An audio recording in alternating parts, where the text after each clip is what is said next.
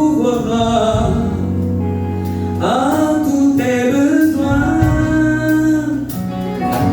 Oh, il est Jéhovah Jireh, il pourvoira à tous tes besoins. Il pourvoira,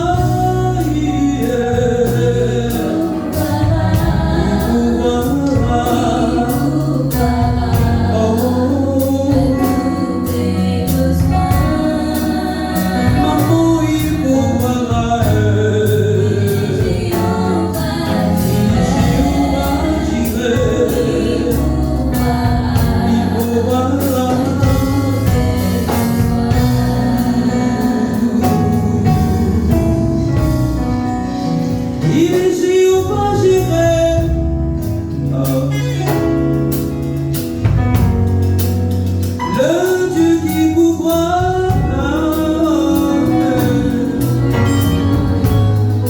Il est Jéhovah Rapha.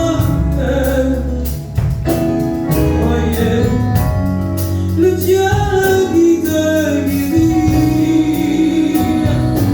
Oh, quelle que soit la maladie. Oh, il est capable de te libérer. Oh, il est Jéhovah ici.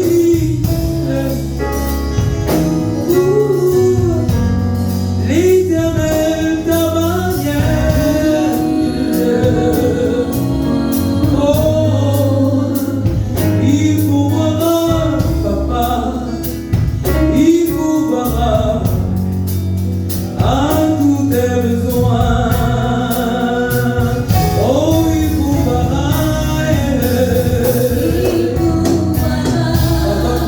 papa pourvoira, il pourvoira, quel que soit ton besoin. Jéhovah Jireh, il pourvoira.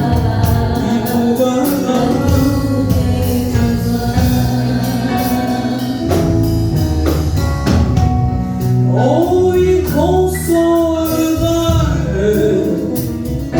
consolera ton cœur affligé. Oh, ma sœur, il est l'ami fidèle, il consolera ton cœur affligé. Oh, papa pourvoira.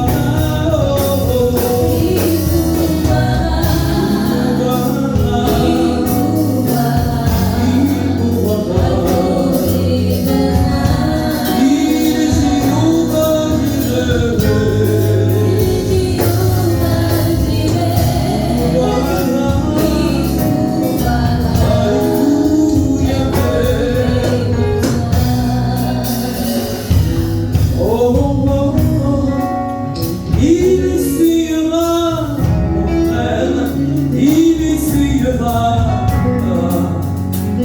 toutes tes larmes. Il est Jéhovah Jireh, il essuiera toutes tes larmes. Il essuiera, oh,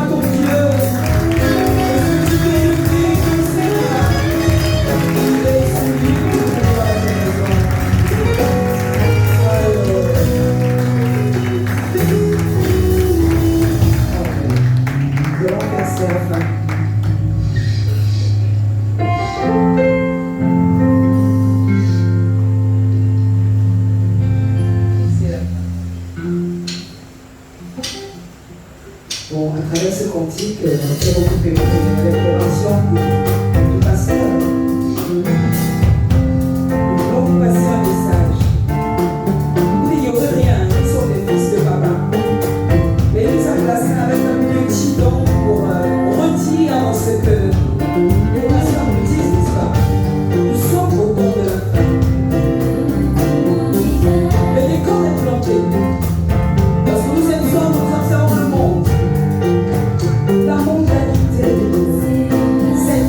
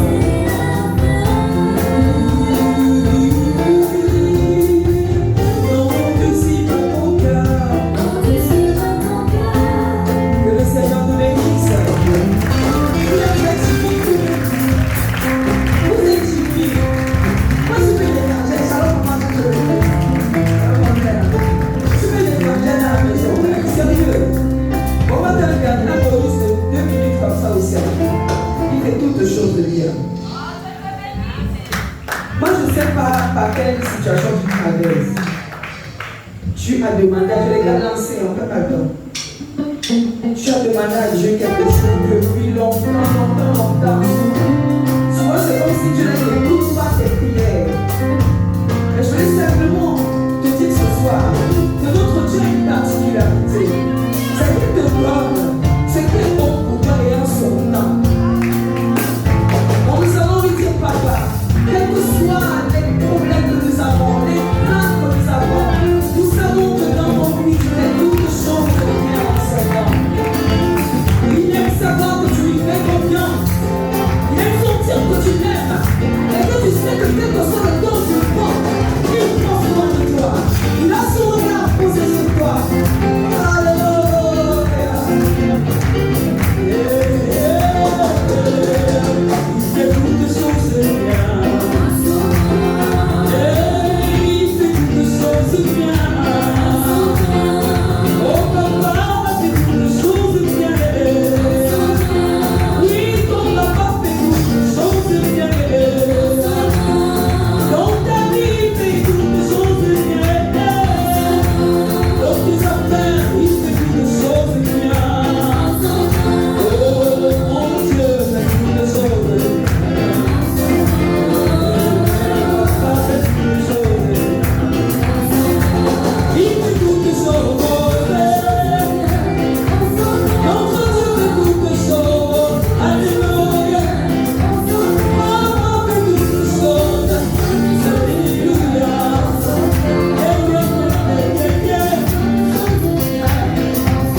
Arrête de t'inquiéter, il fait toutes choses bien. Essuie tes larmes. Alléluia. Mon Dieu fait toutes choses. Toutes choses bien. Alléluia. Il vit en compter sa faillite. Oh, il vit en compter comment ça va y être. Elle avait pas envie d'aller de sécurité. Elle a senti vraiment envie d'aller. 25 ans. Mais Dieu lui a donné ce que son cœur désirait. À son moment, au cœur marqué. Glory to Jesus. Oh, il vit en compter maman Annette. Il vit dans le prophète Samuel. Quand tu déclenches, je te donne pas le temps pour toi. Tu te donnes le meilleur des meilleurs. Applaudissons pour notre Seigneur. J'aime mes papas. J'aime notre Dieu.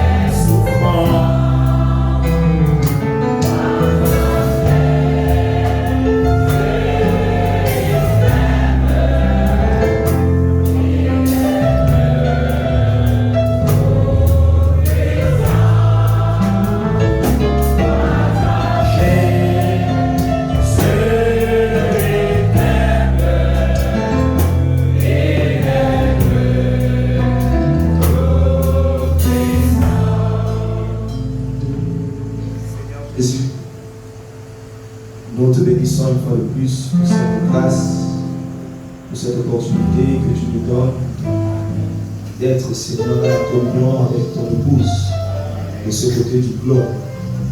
Merci, Seigneur, pour ton amour, parce que la Bible déclare là où 2 ou 3 sont rassemblés à ton nom, tu es au milieu d'eux. Et Seigneur, nous croyons fermement de tout notre cœur que tu es là pour honorer ta parole. Merci, Seigneur, pour l'accueil chaleureuse. Merci, Seigneur, pour l'adoration. Merci, Seigneur, pour les prières.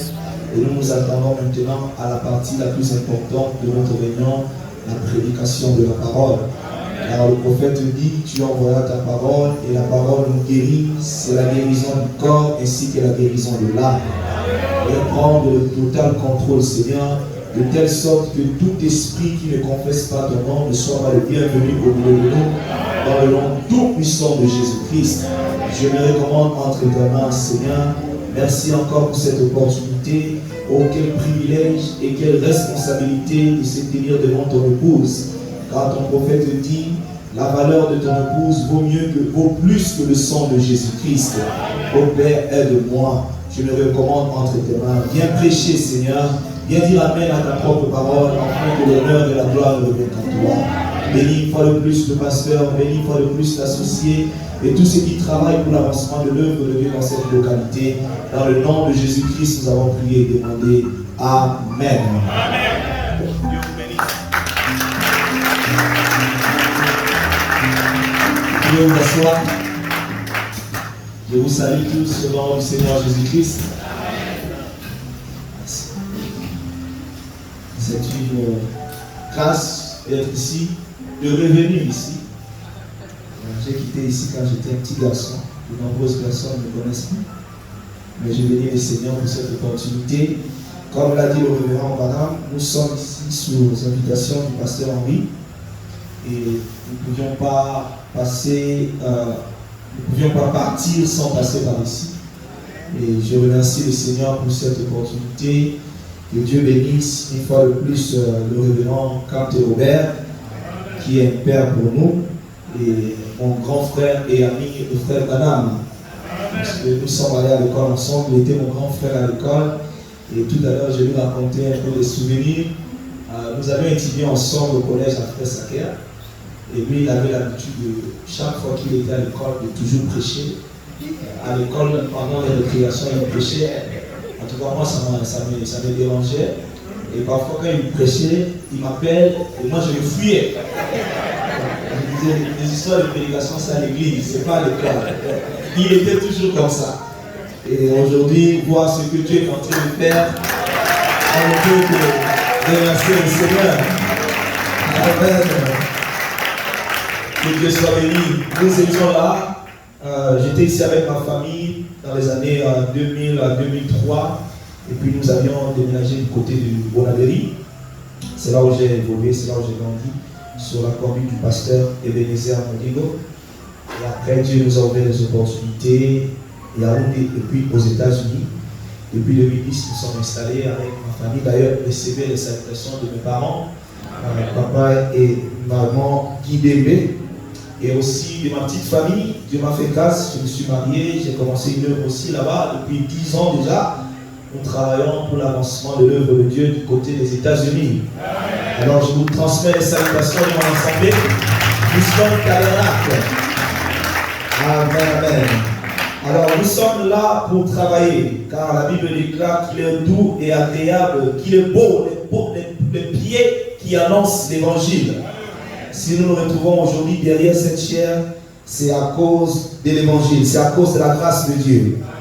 Alors, nous n'allons pas prendre assez de temps, nous allons entrer directement dans la parole. Nous allons prendre le livre de Actes, chapitre 1, le verset 4 à 8. Je vous transmets aussi les salutations du frère Emmanuel depuis Baltimore. Il m'a demandé de saluer l'église. Amen. Alors nous allons prendre Actes chapitre 1, le verset 4 à 8. Il est dit, comme il se trouvait avec eux, il leur recommandant de ne pas s'éloigner de Jérusalem, mais d'attendre ce que le Père avait promis, ce que je vous ai annoncé, leur dit-il. Car Jean a baptisé d'eau, mais vous, dans peu de jours, vous serez baptisés du Saint-Esprit. Alors les apôtres réunis lui demandèrent, Seigneur, est-ce en ce temps que tu rétabliras le royaume d'Israël? Il leur répondit, ce n'est pas à vous de connaître les temps ou les moments que le Père a fixés de sa propre autorité.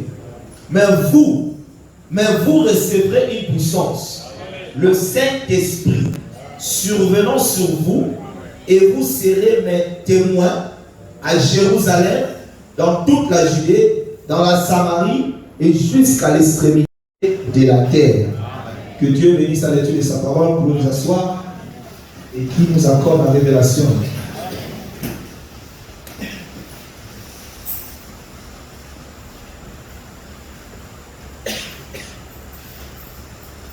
Excusez-moi, il fait un peu chaud. Alors ce soir, nous voulons parler d'un petit sujet pour nous galvaniser, pour nous donner encore la force de continuer, parce que très bientôt, c'est le retour à la maison.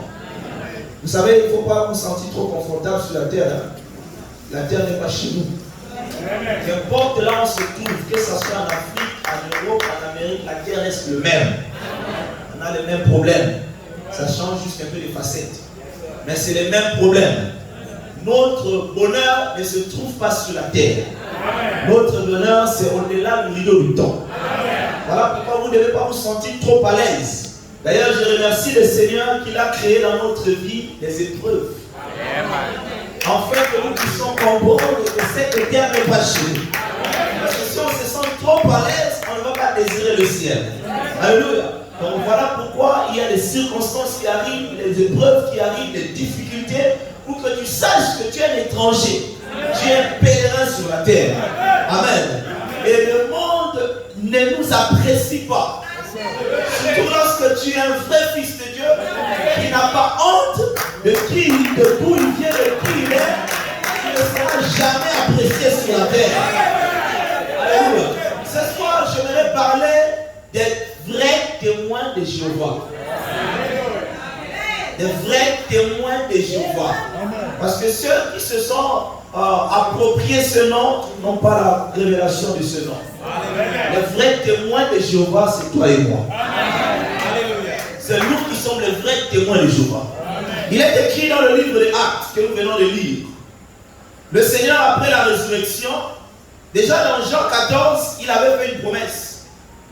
Vous savez, ils étaient déjà tellement habitués avec lui et jusqu'alors, beaucoup n'avaient pas compris vraiment la mission du Seigneur Jésus-Christ.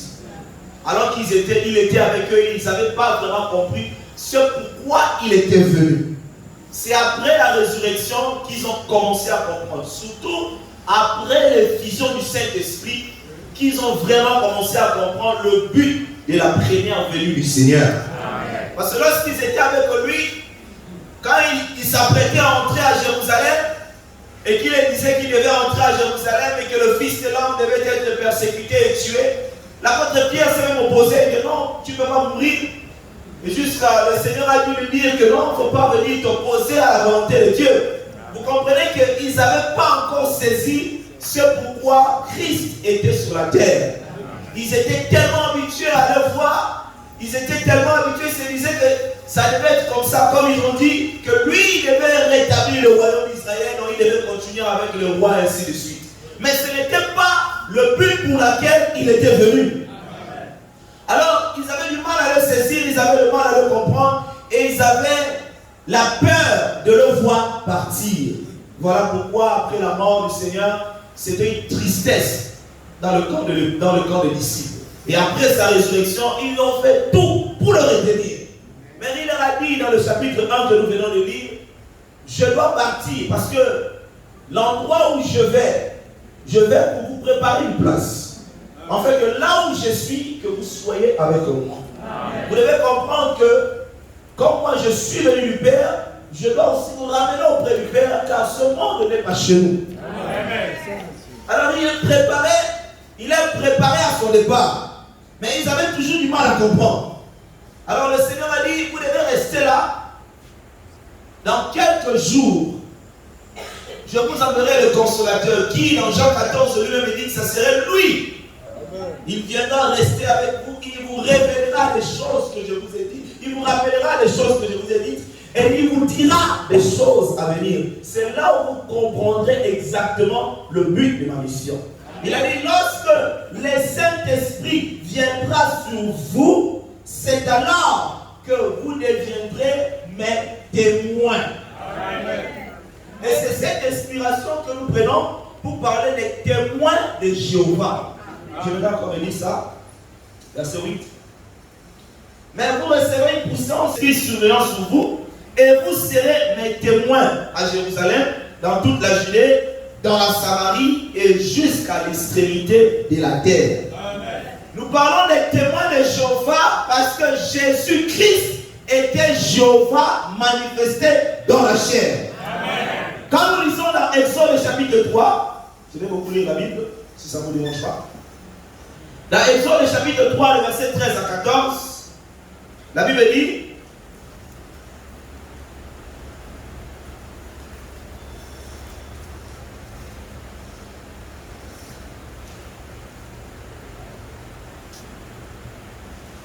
Dieu dit à Moïse, je suis celui qui suis. Et il ajouta, c'est ainsi que tu répondras aux enfants d'Israël. Celui qui s'appelle je suis m'a envoyé vers vous. Dieu dit encore à Moïse, tu parleras ainsi aux enfants d'Israël. L'Éternel, le Dieu de vos pères, le Dieu d'Abraham, le Dieu d'Isaac, le Dieu de Jacob m'envoie vers vous. Voilà mon nom pour l'éternité. Voilà mon nom de génération en génération. Amen. Quand Dieu a parlé à Moïse, voilà comment il s'introduit. Moïse lui demande quel est le nom que je vais présenter au peuple d'Israël. Il a dit, je suis celui qui suis. Je suis celui qui suis n'est pas un nom. Ce n'est pas un nom. Je suis le Dieu d'Abraham, je suis le Dieu d'Isaac, je suis le Dieu de Jacob. Ce n'est pas un nom. L'Éternel s'identifie avec les témoignages qu'il a fait avec ses hommes. Mais quel était son nom? Le temps de la révélation du nom de Dieu n'était pas encore venu. Amen. Voilà pourquoi il s'est manifesté avec plusieurs titres. Et chacun d'eux l'a donné un nom par rapport à l'expérience qu'ils avaient avec lui. C'est ainsi que Abraham l'appela Jéhovah Jireh parce qu'il pourvut un agneau pour lui. Chaque personne qui rencontrait Dieu par rapport à cette expérience, il lui donnait un nom. Comme chacun de vous ici, par rapport à l'expérience que tu as de Dieu, tu sais comment tu l'appelles. Mais il a un nom. Il est très important de savoir qui vous adorez et le nom avec lequel vous adorez. Amen. Alors dans Ésaïe chapitre 54, le verset 5.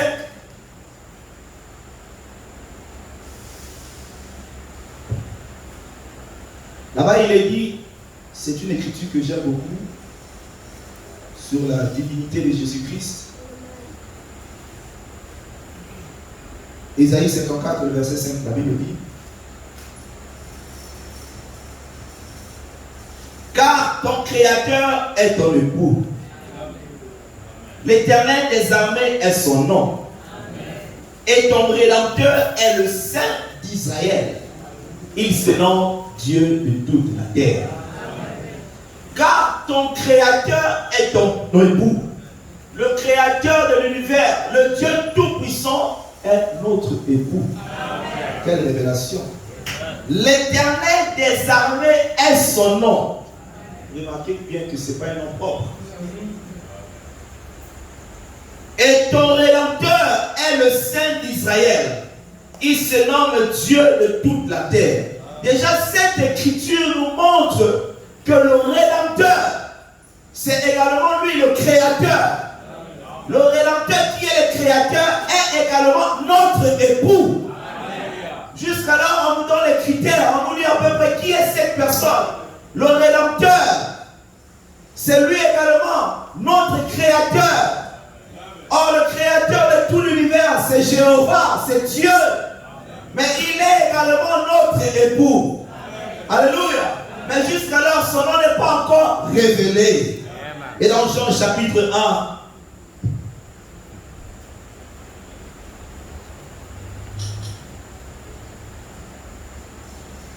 Il est dit, Jean chapitre 1, le verset 1 à 3.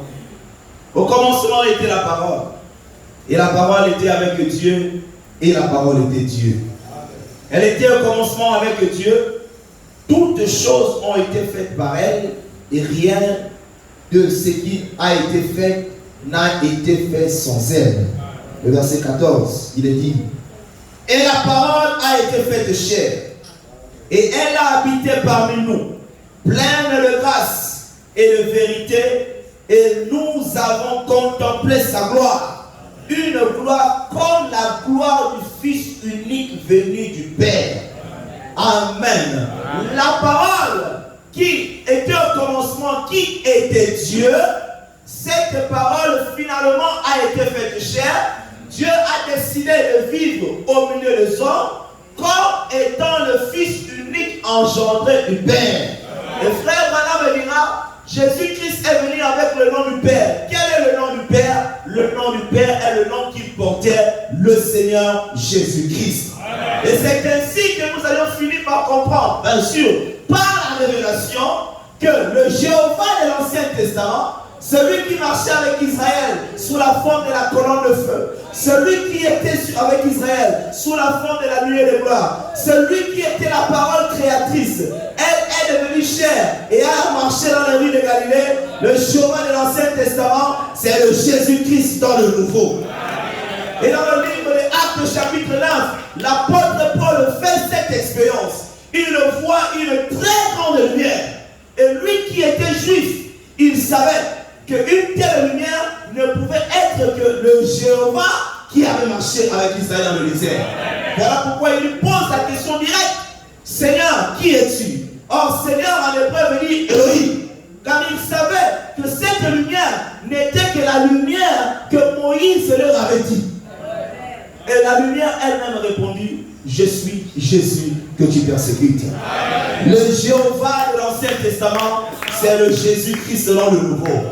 Alors quand Jésus-Christ dans le livre des Actes dit que vous serez mes témoins, en d'autres termes, Jéhovah qui parlait, donc nous serons les témoins de Jéhovah. Nous serons les témoins de Jéhovah parce que Jésus-Christ est Jéhovah manifesté dans la chair. Parce que Jéhovah, c'est le Dieu qui remplit tout l'univers, le Dieu invisible. Colossiens chapitre 1, verset 15 dit que Jésus-Christ est l'image visible du Dieu invisible. On adorait un Dieu qu'on ne voyait pas. On adorait un Dieu qu'on ne pouvait pas toucher. Frère, on avait dit que Dieu voulait se faire tangible. Non pas simplement tangible, mais Dieu voulait également habiter parmi son peuple. Et c'est ainsi, comme le disait mon frère Rénier la fois passée, c'est ainsi qu'il est venu comme un agneau afin de racheter les agneaux. Alléluia. Et c'est ainsi qu'il vint comme un homme. Il mourut à la croix comme un agneau pour racheter son peuple, pour racheter les agneaux. Donc le Jéhovah de l'Ancien Testament est Jésus-Christ dans le Nouveau. Il n'y a donc pas trois personnes en Dieu. Il n'y a donc pas trois dieux. Il n'y a donc pas plusieurs dieux. Nous adorons qu'un seul véritable Dieu qui a plusieurs fonctions lorsqu'il se manifeste à son peuple. Écoutez donc le frère Balaam dans les 7 âges de l'Église. 7 âges de l'Église, révélation de Jésus-Christ, page 19.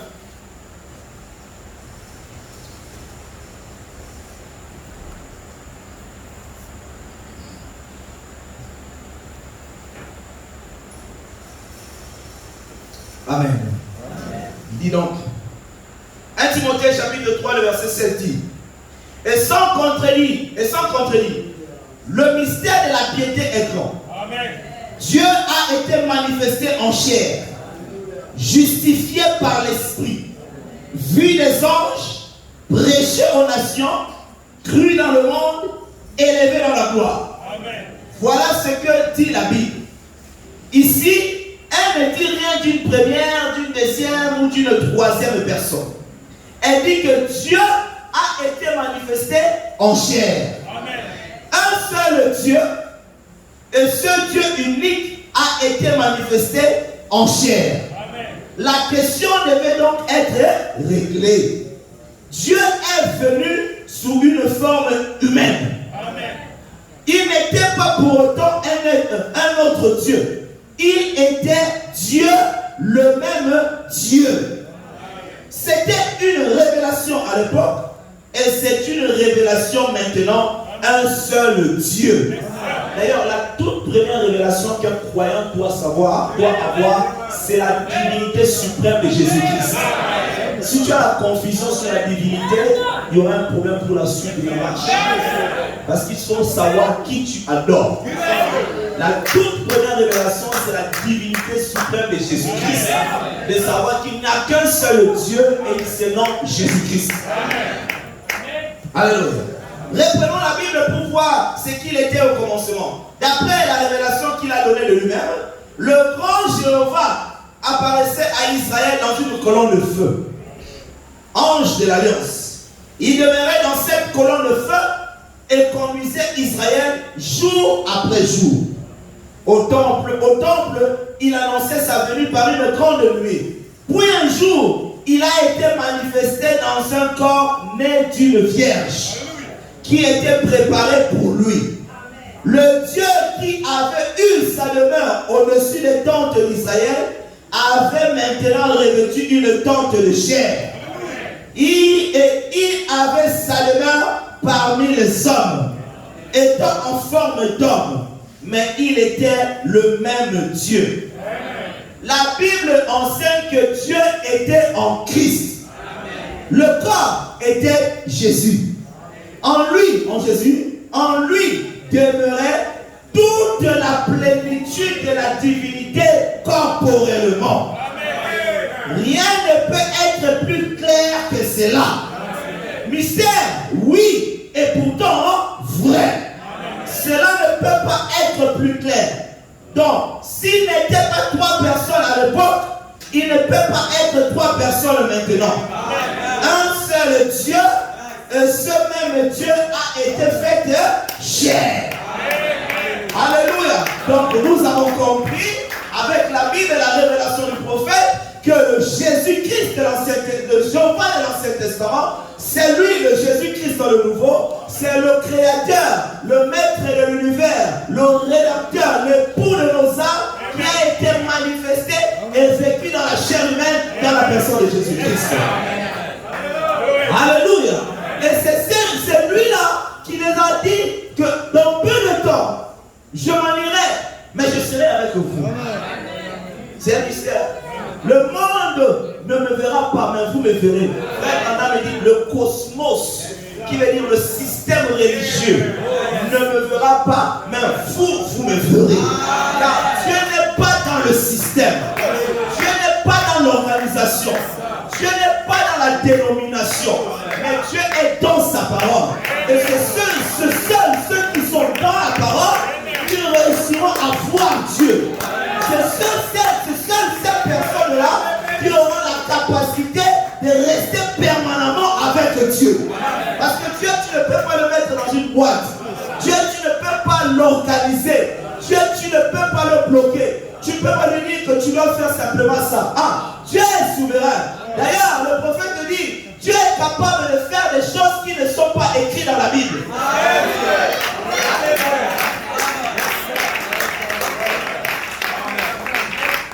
C'est pour montrer sa toute puissance. C'est pour montrer sa souveraineté. Personne ne peut diriger Dieu. Alléluia.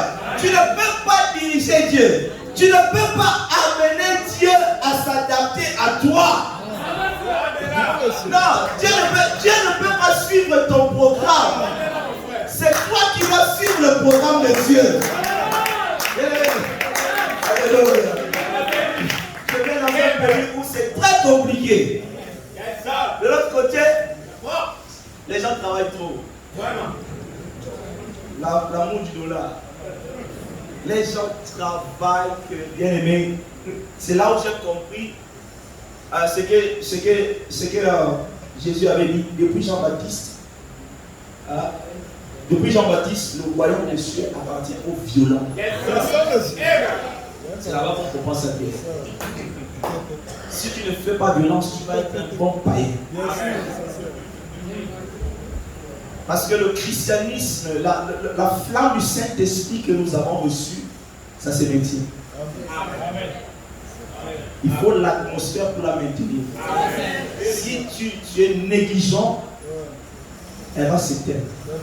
J'avais lu quelque part un jour dans la Bible. Il est écrit dans la Bible, dans Éphésiens chapitre 4, attristé par le Saint-Esprit. Et dans le livre de Timothée, si je ne me trompe pas, il est écrit, n'éteignez pas. Donc, il peut arriver que vous éteigniez même le Saint-Esprit qui est en vous. C'est l'atmosphère. Donc là-bas, si vous ne faites pas violence, vous allez commencer à amener Dieu à s'ajuster à vous. Non, Dieu ne peut pas s'ajuster à vous. Je disais tout à l'heure à mon grand frère, voilà, quand je suis arrivé à Houston, c'est là où cette photo a été prise, en 1950. Je suis arrivé à Houston, je m'attendais à avoir une grande église, plus grande que la nôtre ici. Mais bien aimé, il n'y avait même pas une cabane, pas une église du message. Je suis arrivé aux États-Unis en 2010. Frère Branham était là la dernière fois dans les années 63. Il était revenu en 63 pour plaider pour ces enfants qui devaient être, qu'on devait condamner à la chaise de l'homme pendant la période de l'ouverture des sceaux. C'est la dernière fois qu'il était à Houston. Mais depuis que cette photo a été photographiée, aucune église. Donc j'arrive, la première chose qu'un chrétien doit faire quand il arrive quelque part, surtout quand il arrive à l'étranger, ce n'est pas d'aller chercher le hamburger ou bien je ne sais quoi, non. C'est d'abord chercher où sont ses frères. Amen. Chercher premièrement le royaume des cieux. Et tout le reste lui sera donné par Dieu. C'est là où va commencer la recherche. Je vais voir une assemblée où je vais voir mes frères. J'ai cherché aucune assemblée. J'ai suivi le conseil du pasteur parce que j'étais tout le temps en contact avec le pasteur. Le pasteur, c'est ton berger. Avant il était déplacé, il faut l'informer. Là où tu es là, il faut l'informer. C'est un berger, c'est un papa, il te conduit. Alors j'ai appelé mon pasteur, et Bénézer m'a dit non. Il dit écoute, ici c'est grave, il n'y a rien ici. Alors il m'a dit il faut appeler la voix de Dieu. Il faut contacter la voix de Dieu. Peut-être qu'elle connaît les églises. Et pendant ce temps, je ne me suis pas arrêté. Un chrétien, c'est celui qui est toutefois en mouvement pour répandre l'évangile. Dès que j'ai eu l'opportunité d'entrer à l'école, j'ai remarqué dans le milieu qu'il n'y a pas Dieu. J'ai remarqué dans le milieu qu'on ne parle pas du prophète. Dans un pays comme les États-Unis, on ne parle pas du prophète. Non, moi, je n'ai pas voulu m'ajuster, mais j'ai voulu plutôt m'imposer. C'est-à-dire que je ne viens pas m'ajuster à leur rythme, mais je viens imposer la vie que j'ai avec moi. Parce que frère, un chrétien, c'est celui qui est capable de créer un monde et d'y habiter. Alors j'ai commencé à parler. Je me rappelle quand j'étais petit, comme je disais, je fouillais Branham, mais de l'autre côté, il fallait que j'ai l'option de Branham pour moi. J'ai commencé à parler de Branham à l'école. J'ai commencé à parler de ce message à l'école. Et c'est ainsi que les bien-aimés ont commencé à venir. Les frères ont commencé à venir. Et alors, on a commencé quelque chose. Et jusqu'aujourd'hui, nous continuons à avancer. Ça fait plus de 10 ans que nous travaillons pour l'œuvre de Dieu. Alors, bien aimé, là-bas, avec ce rythme, il faut travailler, il faut aller à l'école, il faut travailler, il faut aller à l'école, il faut servir Dieu. Il faudrait que vous puissiez vous ajuster au programme de Dieu. Vous savez, quand le manteau d'Élie est tombé sur Élisée, si Élisée était gros, il devait maigrir pour s'ajuster.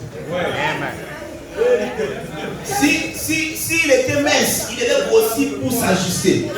Ce manteau typifiait l'onction. Ce manteau typifiait le Saint-Esprit. Ce manteau typifiait Dieu. En d'autres termes, ce n'est pas à Dieu de s'ajuster à vous, mais c'est à vous de s'ajuster à Dieu. Donc de notre côté, nous on fait violence. Et je me rappelle quand on a commencé, je choisissais les jours des réunions en fonction de nos emplois du temps de l'école. Parce qu'à l'époque, on était tous des étudiants. Donc, comme on n'a pas classe les mardis, on aura les réunions les mardis. Comme on n'a pas classe les mercredis, on aura les réunions les mercredis. On a fait comme ça pendant au moins 2 ou 3 ans. Après, j'ai dit non. À ce rythme-là, c'est nous qui dirigeons Dieu. On doit choisir des jours et chacun doit choisir ses classes en fonction des jours de l'église. On a établi des jours et chacun de nous doit s'ajuster. Je suis presque mort. Là-bas chez nous, Dieu nous a fait grâce. Nous sommes comme ici, nous avons les réunions 4 fois la semaine, pasteur. On a les réunions le mardi, on a les réunions le mercredi, on a les réunions le vendredi, on a les réunions le dimanche.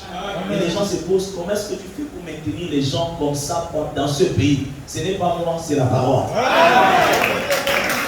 Ils ont compris qu'il faut s'ajuster au programme de Dieu. Il faut faire violence pour servir Dieu.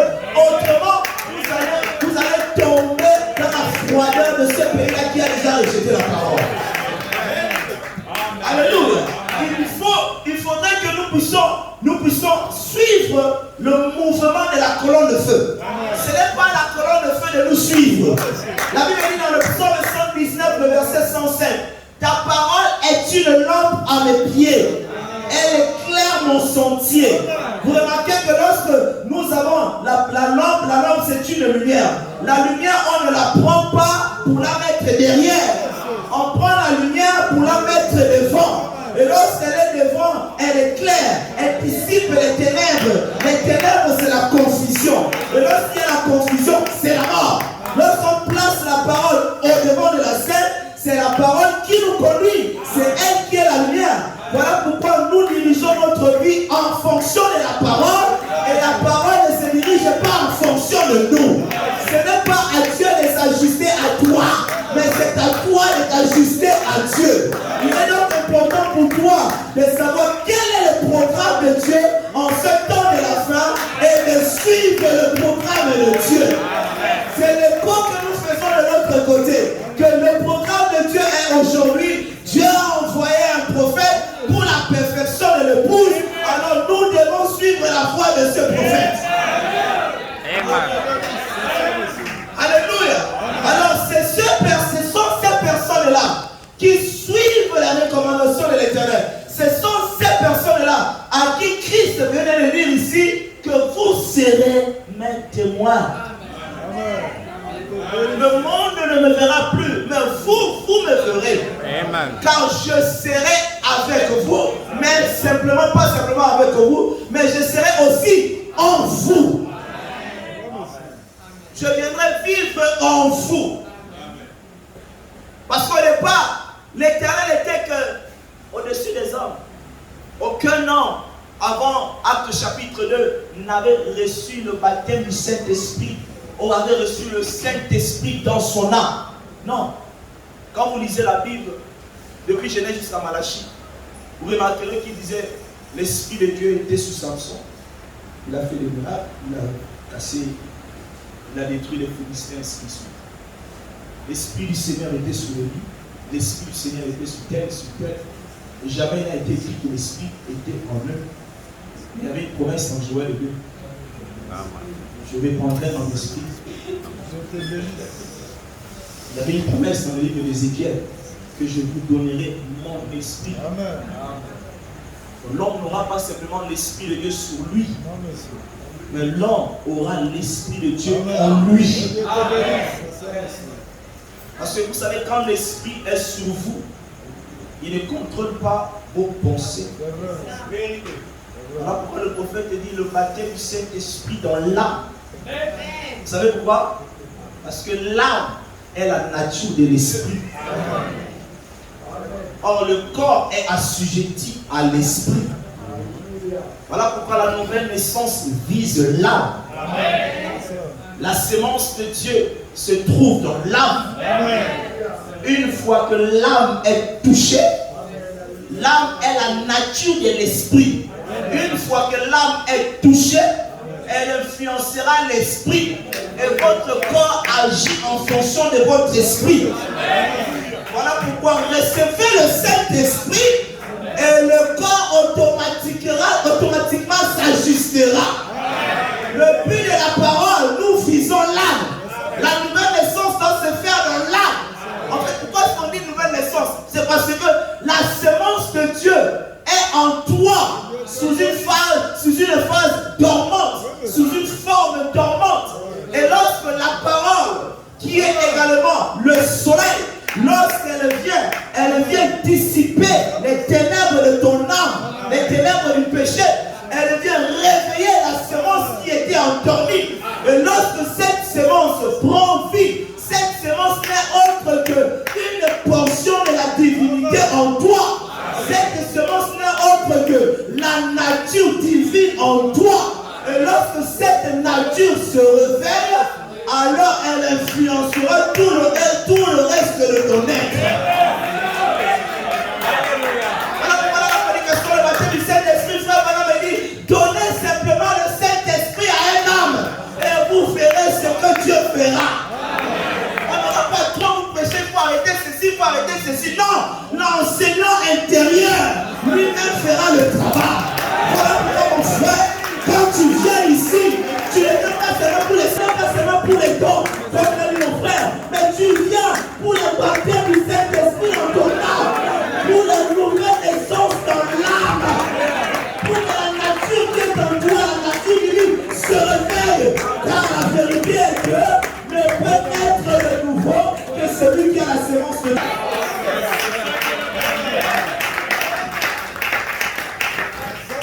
Alléluia.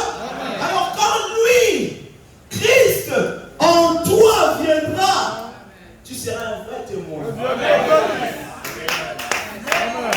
Tu seras un vrai témoin. Quand lui viendra en toi, tu seras un vrai témoin.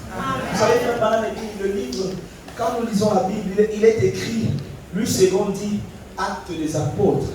Mais pour faire dire c'est une erreur. Ce n'est pas l'acte des apôtres, c'est l'acte du Saint-Esprit dans les apôtres. Amen. C'est Christ en eux qui faisait le travail. Et c'est Christ dans l'individu. Christ en cette personne qui fait son travail. Donc ce soir, ce n'est pas le frère Zoé qui prêche, c'est Christ qui prêche. Ce soir, ce n'est pas toi qui dis Amen, c'est Christ qui dit Amen à sa part de parole. La profondeur qui répond à la profondeur. Alléluia. En tout ça, la gloire et l'honneur ne revient qu'à lui. Voilà pourquoi un vrai fils de Dieu ne sera jamais séduit comme il a dit le Seigneur. Pourquoi? Parce que la nature de Dieu sait reconnaître la vraie parole. La nature de Dieu sait reconnaître la vraie parole. Et lorsqu'elle est fausse, elle ne dira pas Amen. Elle dit Amen qu'à la vérité. Alléluia. Un vrai témoin. Qu'est-ce qu'un témoin? Écoutons William Branham.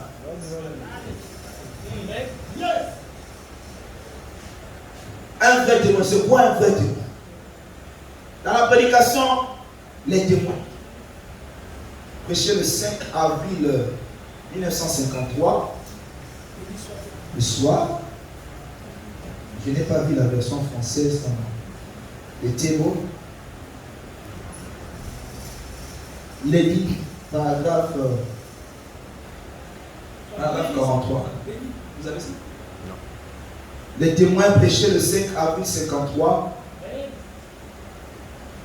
Paragraphe 43 49. Qu'est-ce qu'un témoin?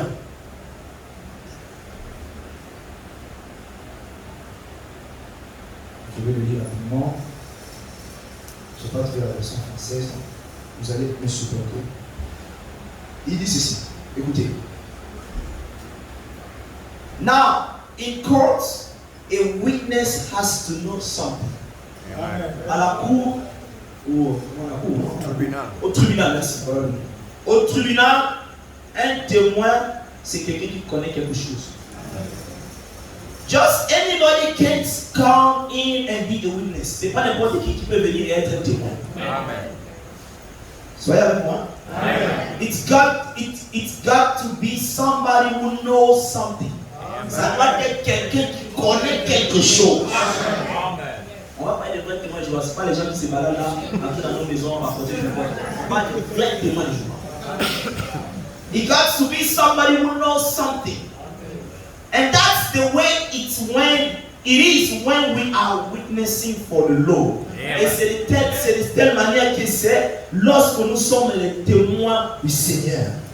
It takes somebody who knows something. Yes, ça prend quelqu'un qui sait quelque chose. Amen. So Jesus said this, that before they could become his witness, they had to wait in Jerusalem until they were endued with power from on high.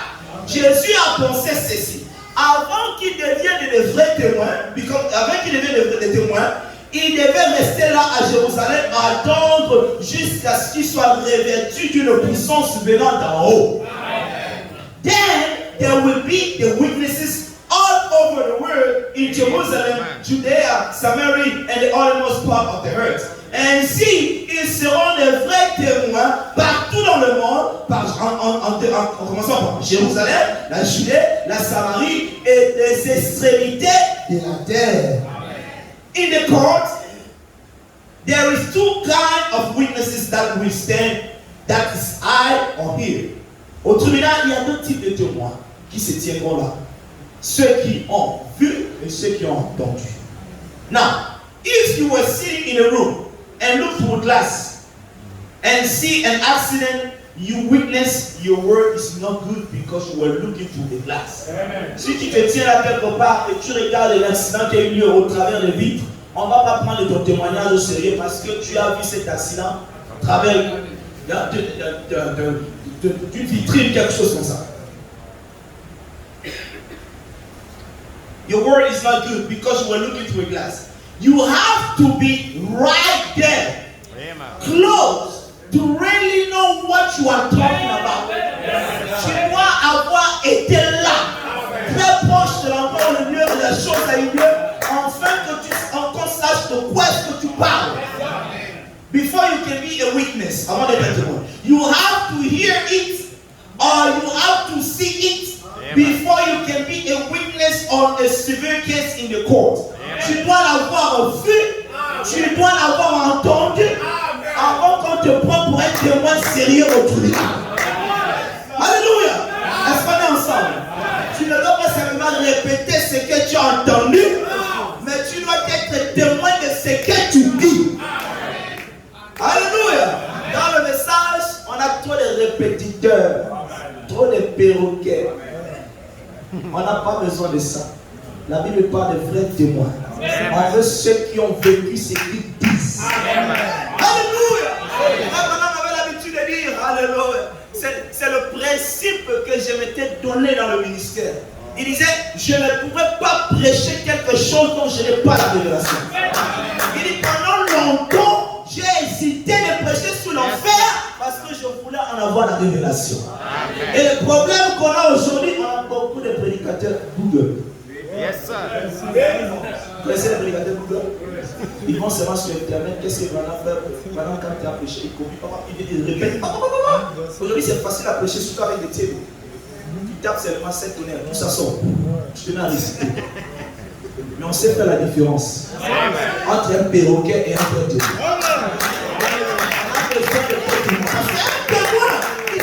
Il sait ce qu'il parle. Un témoin, c'est un transmetteur de la vie. Parce qu'il a été là. Or, un prédicateur Google ou un perroquet ne peut pas donner la vie puisque lui-même il n'en a pas. Tu ne peux donner que ce que tu as. Alléluia. Si on veut voir, alléluia, le fruit de ton ministère, on ne va pas aller loin. On va commencer d'abord par le type de femme que tu épouses. Yes, sir.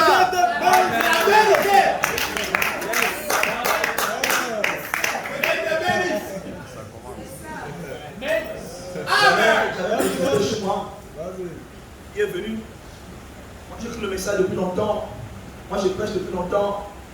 Tout ce blablabla, je le regardais. Je regarde sa femme. Je ne vais pas trop loin. Au ministère, comment ça va? Je regarde seulement sa femme. Il dit, mon frère, c'est toi. Tu as besoin de t'asseoir.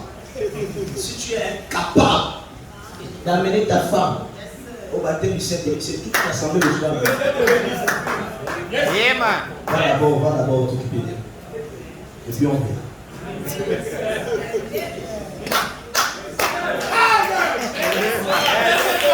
Hallelujah! You can't say, Miss so and so told me, or Mr. So and so, or Reverend so and so told me. He is a witness, but you are not. Yes, sir. Tu peux pas dire comme monsieur tel m'a dit, madame tel m'a dit, ou révérend tel m'a dit. Oui, c'est un témoin, mais toi tu ne l'es pas. So therefore, no man can exactly witness the resurrection of Christ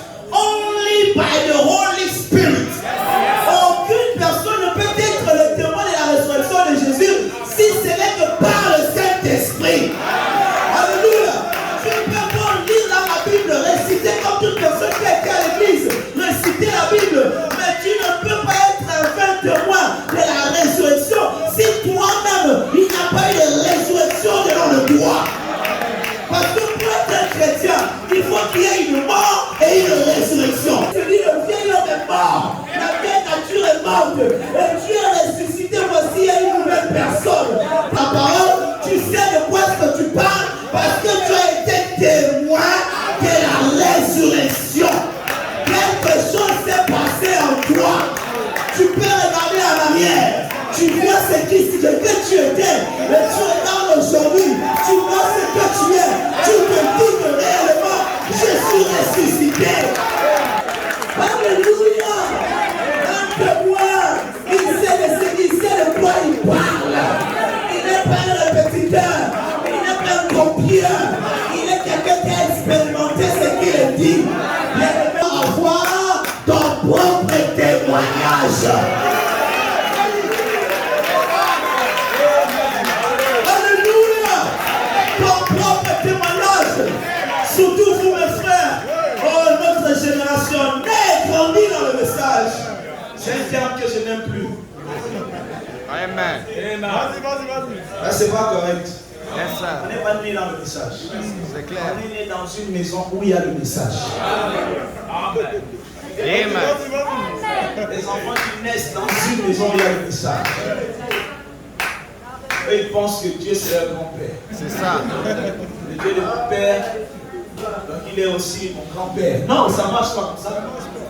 Alors j'aime l'exemple de Jacob. Yes, sir. Jacob dans la maison de son père. Vous savez que Frère Branham dit Isaac était un homme saint. Rebecca était une femme sainte. Mais ils ont eu deux semences, Isaac. Yes, sir. La vraie et la mauvaise. La mauvaise sémence paraît toujours bonne, très serviable. Esaïe. La vraie sémence, c'était bizarre.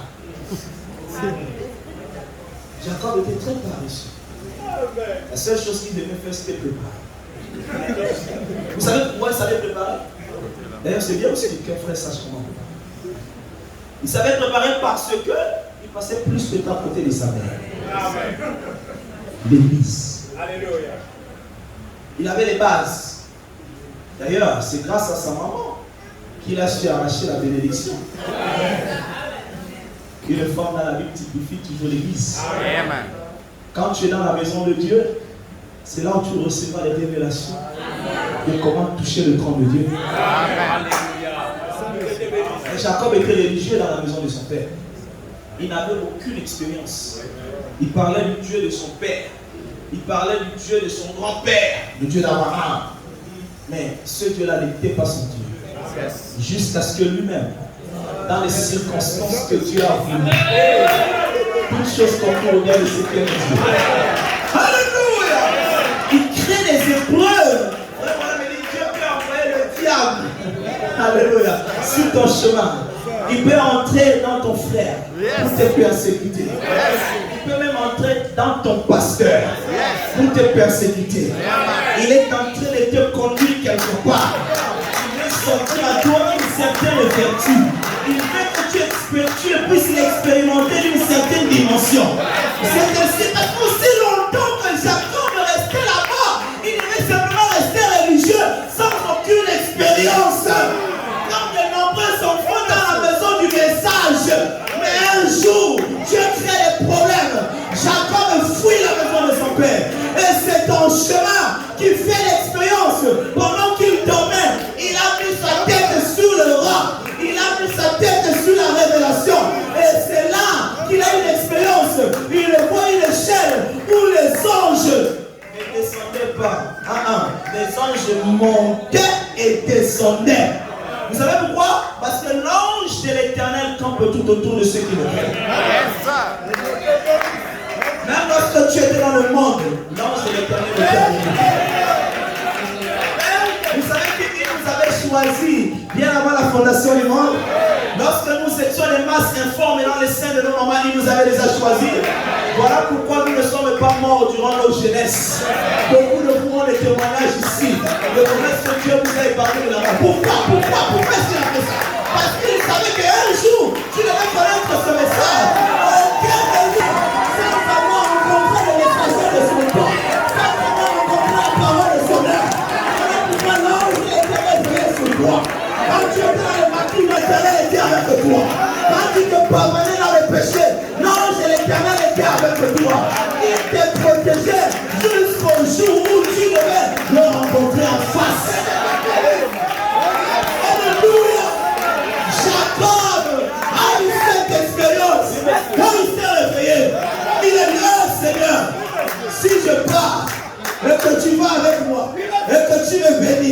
Je reviendrai.